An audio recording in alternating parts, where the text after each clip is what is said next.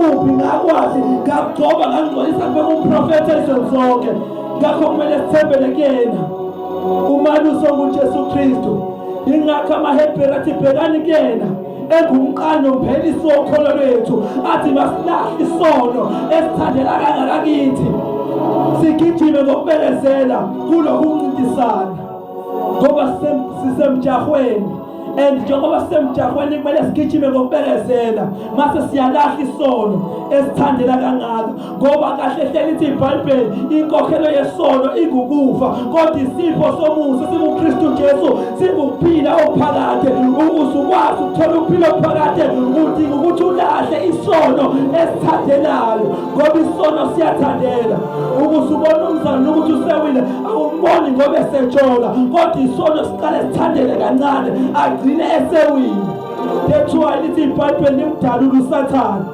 Uma uSathane ehlasela mdalula ungathuli, ngoba uyathandela. Uzoyithola usuwile kade ukhona ngenxa ukuthi umdalulana esaqala ukukuyenga. Haleluya, haleluya. Nangoba umalusi uyena engikhuluma ngaye, umalusi ofika kade sihlukene noNkulunkulu. Ingakho uPawulu bayibhela kwaseFeso uthi nina enikade nifile ngeziphambeko usenenzile naphila, nina naniyigude usenenzile nabaseduze, athi nina naninjengezimvu ezingenamalusi. Umalusi onguJesu Kristu uyena odela ukuphila kwakhe ngenxa yezimvu. And number 2, lithi iBhayibheli uyisango. Mase ethi ongangeni ngesango uyisela nomphangi, ukuze ukwazi ukungena ezulwini udinga umalusi onguJesu Kristu. Mase yasho uJesu athi, lithi iBhayibheli wakhuluma nabaJuda, lithi iBhayibheli abaJuda abazange bekholwe yilokhu ayikhuluma nabo. Mase wathi uJesu kufanele ningakholwa ngoba sibona bezimvu zami, ezami izimvu ziyalizwa izwi likaNkulunkulu. Okusho ukuthi uma uwasana noJesu kumele uhambe njengalokhu izwi likutshela ukuthi hamba kanjani. Asikwazi ukuphikisa izwi likaNkulunkulu uma siyizimvu zikaNkulunkulu. Iyona nto ekwazi ukuhlukanisana phakathi ukuthi iyona into esikhombisa ngokusobala ukuthi siyizimvu zikaNkulunkulu noma siyizimvu zikaSathane, ukuthi siyalizwa izwi likaNkulunkulu, ukuthi uJesu uyasola endleleni yethu noma sihamba ngokwazi kwethu. Lithi iBhayibheli themba kuJehova ngayo yonke inhliziyo yakho, unganciki kokwakho uqobo, mazise yena endleleni zakho zonke. Namhlanje ebusuku ngizothi themba kulo malusi. And number 2, lithi iBhayibheli ukuze umuntu akwazi ukuthela ithelo, uthi uJesu ngeke nikwazi ukuthela ithelo uma ningenami, ukuze nithele ithelo lidinga mina. Haleluya, haleluya,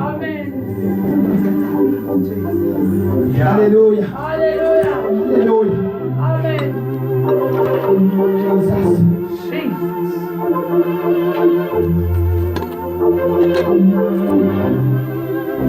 Haleluya.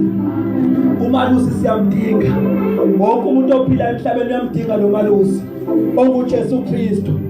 And number 2, ungamvumeli ukuthi amuke kuwena.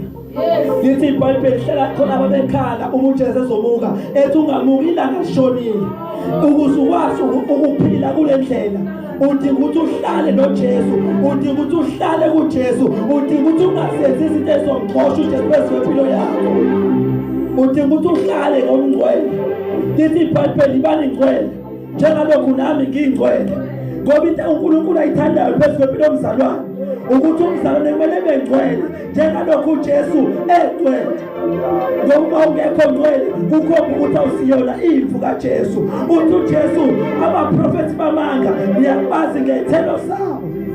Ngeke isihlahla esihle sithele okubi, ngeke futhi esibi sithele okubi, ukuze ukwazi ukubona ukuthi lo ungumzalwane.